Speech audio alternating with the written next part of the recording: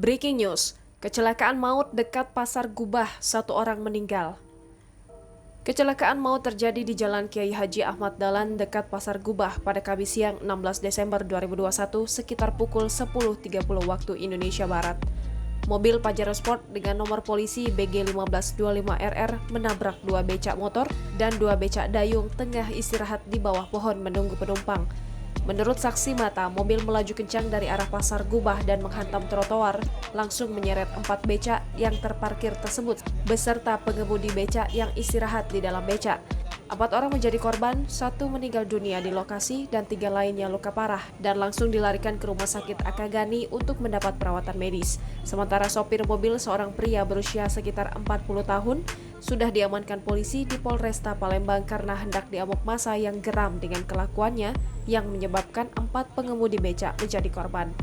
Hingga saat ini polisi masih melakukan olah TKP di lokasi untuk mengetahui kronologis detil kejadian dan mengumpulkan keterangan saksi mata.